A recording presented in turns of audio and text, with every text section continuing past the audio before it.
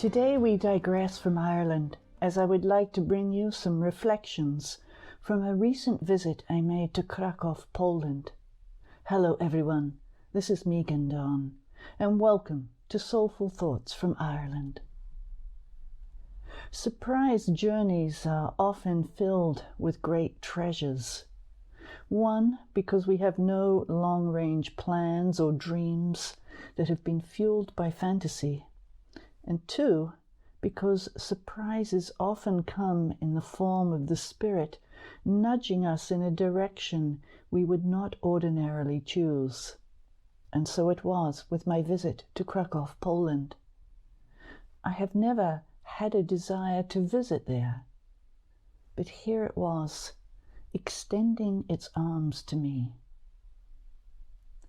And strangely, I am a great devotee of the Black Madonna in all of her various forms, and yet I have never connected to or gravitated towards Our Lady of Czeczenova, the Polish Black Madonna. Even though I've seen her painting and come before her in various places, I really felt nothing. Yet here I was preparing to leave, and her spirit came to visit, and I felt such a loving connection. This Black Madonna, in the form of a painting, lives in the Basilica of Mary in Krakow, and immediately upon coming into her presence, I felt her gentle power. She is alive, very alive. And it is the people who are keeping her alive with their prayers, their silent meditations, and their honoring of her. Young men coming on their lunch hour to be with her. Groups of teenage girls sitting silently meditating together. Middle-aged people pouring through with their devoted eyes of love. In fact, contrary to the rest of the Western world, I saw very few elderly people there. Even the priests were young and vibrant, alive with the Spirit in their very way of being. And this aliveness of faith also extended out to their everyday lives with art, music, and architecture, all bursting with creative inspiration, and their hearts exuding joyfulness of life. Especially after what we have been living through with such a restricted sense of life, this joy on the streets filled my soul all the way up and flowed over wherever I went. It was a welcome relief. The first thing the Black Madonna conveyed to me was, be aware of humanity's suffering, but do not wear it. Be aware of humanity's suffering, but do not wear it. Such important and wise advice for us all. There is terrible suffering and painful separation and aggression in every corner of our world right now. We are to be aware, but not wear it. If we wear it, we eventually become it. And when we become it, our souls and bodies become heavy and lethargic. Sorrow is our constant visitor, and our view turns into a negative light. Let us stop for a moment right now and see where we are living. Where are we living within? What is the main energy running through you in your day? And how have you become embroiled in what is happening in our world in an unproductive way? In short, what soul garment are you wearing? What soul garment are you wearing? This mother continued by extolling the importance of grieving, allowing the emotions to flow through as a way of clearing our inner channels and not to get stuck there. Faith in our own inner strength and courage was another wisdom she brought forth.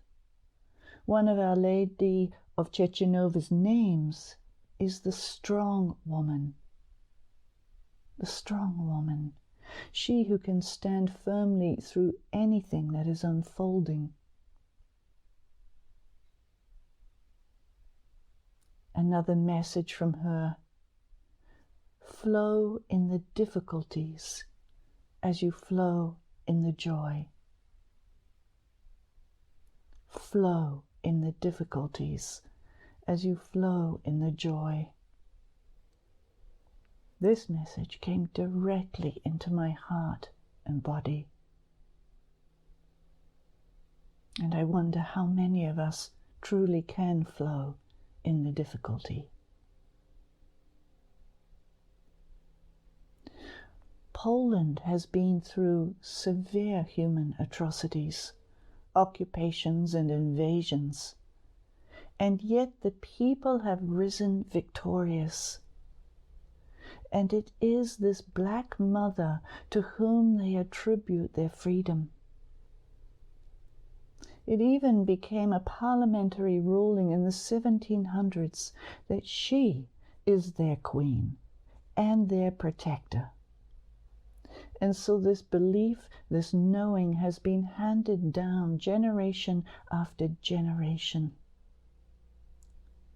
That is why their churches are filled with people, as are their masses. They do not only believe, they know through their personal experience her power. She gives such peace, even in the midst of turmoil. And how does she do this? Through alchemy. The Black Mother surely was the first alchemist, turning the base metal of fear and sorrow and grief into the golden metal of peace, joy, and love. Are you an alchemist? Actually, this is something that every human has been gifted with. My book, Feminine Courage, teaches this, as does a new video teaching I have out, Feminine Courage Part 1. We humans are more powerful than we know. We are all alchemists. Another important message came through the archangels while on my visit.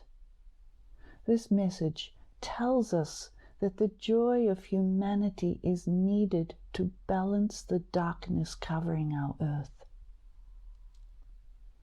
This is also contained in the video teaching, where we explore it in more depth. You also hear about my excursion to a Camaldese monastery just outside of Krakow, where 7 monks live in silence. It is closed to women except for 12 days of the year. And as divine luck would have it, I was there on one of those days, the birthday of Mother Mary. This monastery holds artwork of a deeply esoteric nature, and especially that of the feminine. These monks are living a deeper knowing of the Mother and her power. One of those paintings came alive for me, with the hand of the Mother becoming a real hand, and a ring on her hand shining brightly in the chapel. It was here also that the archangels were easily accessible. The magic of other realities were palpably alive here. For those with eyes to see and ears to hear, as Yeshua was fond of saying. I speak of these adventures to give the gift of faith out into a world that is being torn apart, and where faith is covered over with separatist views and violence on every level of being. Where are we being unconsciously dragged into separation or aggression in our thoughts or words? When we are surrounded by it, it is easy to join in without even realizing. Just recently myself, I found I had fallen into a deeply negative way of thinking that had been actually projected onto me by another.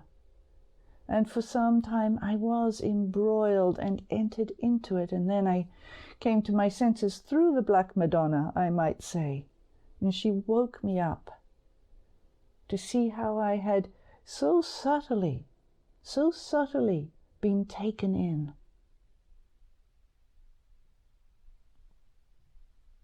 So can we breathe into the alchemy of the Black Mother, letting her transmute our fears, our worries, our tears into the gift of peace? Breathe with me for a moment and turn your inner face towards her. She is here for those who call upon her. Ama Aima, Ama Aima, Ama Aima. Take this sorrow, this inherent fear I have, this deep weeping of my bones, and work your magical alchemy upon my heart. Give me the gift of your peace. Let me know joy once more. I thank you, Mother of Dark Wisdom. I thank you. Ama Aima, Ama Aima, Ama Aima.